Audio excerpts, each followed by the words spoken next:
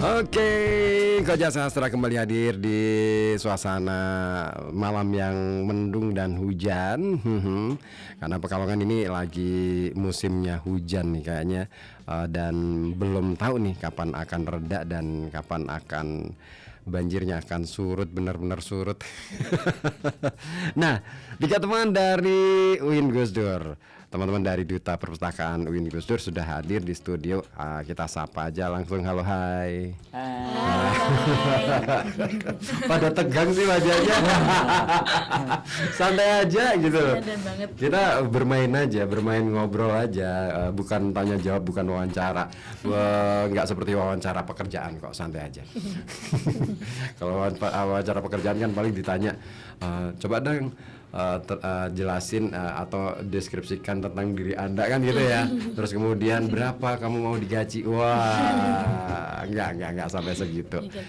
Iya, yang penting kita ngobrol santai yang bisa kita nikmatin bersama, karena harapannya program Koja Sastra ini juga makin banyak orang yang tertarik untuk berbicara tentang literasi dan juga khususnya lagi seputar kesusastraan. Karena konon katanya kan, baru konon katanya ya, saya belum tahu nih sejauh mana sebenarnya minat sastra di kalangan teman-teman anak-anak muda ini, terutama di kalangan mahasiswa.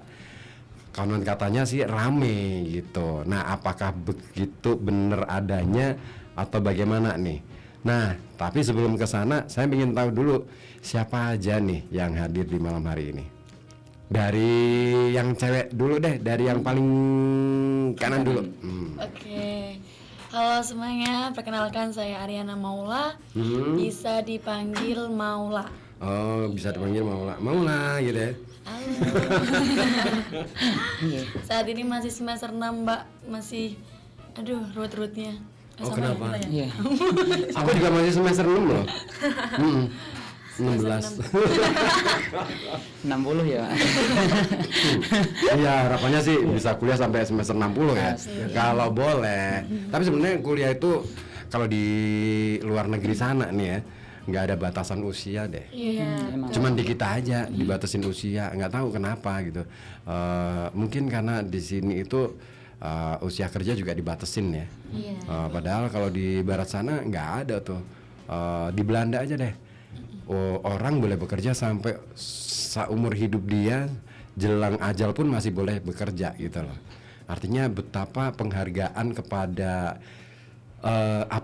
dedikasi seseorang itu sangat dihargai tinggi.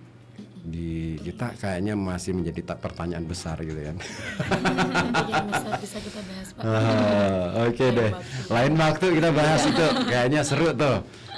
Di podcast yang lain kayaknya. Iya, karena memang itu Pak, yang mahasiswa sini yang asing juga di UIN tuh usianya agak besar itu juga menjadi topik itu kok masih mape ya, kok masih ini ya gitu loh, masih padahal itu mah biasa ya Pak, kadang kan setengah sana beda usianya itu, tapi kan kita mau lebih 1 tahun aja udah masih takut gitu kan, takut ketinggalan kereta lah. Udah beberapa tahun, Pak. Betul, kita dibikin takut sama masa depan nggak sih?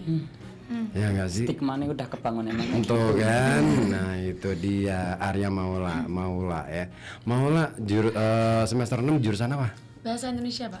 Bahasa Indonesia, beneran? Beneran. Wih, saya juga bahasa Indonesia, tapi sastranya sih, bukan pendidikan. Kebetulan karena saya jadi program Koja Sastra ini saya bikin karena sebagai salah satu cara saya untuk menyalurkan hobi dan intensitas saya berada di situ gitu loh, di bidang sastra. Oh gitu. Kenapa tertarik bahasa? Karena dari SMP sih Pak, saya suka sastra, khususnya puisi Pak. Suka kan kalau SMP itu menggeluti sastra itu sering Pak, cuma kan tertunda itu karena corona. Corona itu kan saya semester enggak tuh, kelas 3 SMP.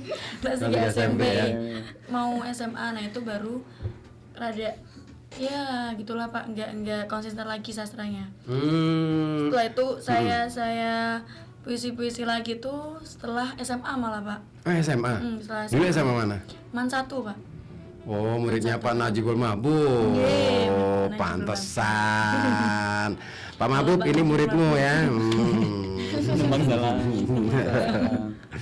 Oke. Kebetulan saya berteman baik sama Pak Najibul Mahbub dan sekarang juga ikut terlibat dalam satu organisasi yang sama. Beliau jadi ketua, saya jadi wakilnya di Les Bumi PCNU Kota Pekalongan. Partner ternyata. Oh iya, dari dulu emang partner. Dulu kuliah juga satu kampus, satu atap ya. Beliau itu kakak kelas saya, kakak tingkat saya adik tingkatnya. Jadi begitu ketemu itu lucu sih. Pertemuan pertama kali saya ketemu dengan beliau itu saling tatap terus. Ini kayaknya pernah lihat tapi di mana gitu kan? Oh iya pas di Pramuka sama-sama Pramuka ya. Waktu sekali di Pramuka. Iya, sama-sama dulu itu aktif di Pramuka gitu. Kita dulu pernah dalam satu event yang sama Jambore waktu itu. Oh iya, Jambore. Oh iya itu. Terus kamu anak Pramuka ya? Oh iya sama berarti. Gitu. Oke. Irsyad, boleh dong kenalan dulu. Belum perkenalan udah dipanggil. Udah kenal berarti. Baik, perkenalan nama saya Irsyad Kamah Fahriza, biasa dipanggil Irsyad. Dari sama semester 6 kayak Maula, beda jurusan tapi. Apa? Saya sekarang di jurusan Pendidikan Agama Islam. Oh PAI, Pendidikan Agama Islam. Mas, apa sih yang menarik dari Pendidikan Agama Islam? Yang menarik materinya. Gimana tuh? Terutama backgroundnya sebelum SMK juga kan. SMK itu sempat mondok juga di pondok. Kemudian padahal SMK itu saya SMK farmasi kalau tahu. Wah, kan? aneh juga nih. SMK farmasi, pondok, oke. Terus PAI. Kenapa nggak bikin farmasi Islam gitu? Nanti ikut Ibnu Sina. Iya, kan asik tuh. Iya kan? Takutnya saya nanti bikin kitab. Ya masalah, malah justru itu yang tujuan kita belajar itu kan menurut apa ya, kita belajar menemukan ilmunya, terus kemudian setelah menemukan ilmunya kita mewariskan ilmunya, ya kan? Nah cara mewariskannya salah satunya adalah dengan menulis kitab kan gitu, dengan menulis buku dan lain sebagainya. Nah mengajarkan itu kan nggak harus tatap muka, lewat buku itu juga bisa mengajarkan kan gitu. PAI, oke. Yang menarik itu ya materinya.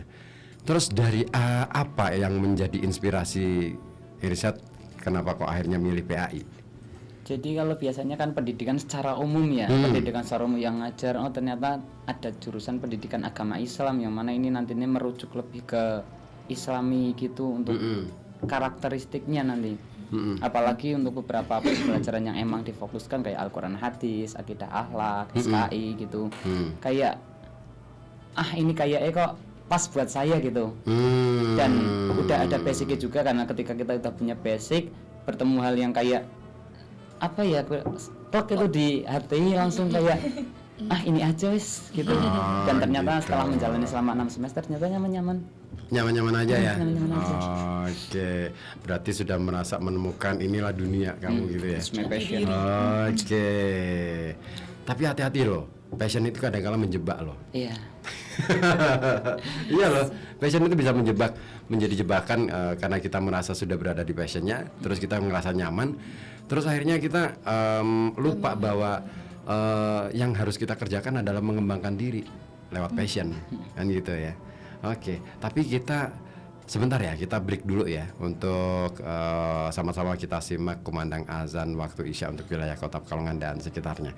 Nah, bagi Anda kawan yang akan menjalankan sholat Isya berjamaah di masjid ataupun di rumah boleh ya.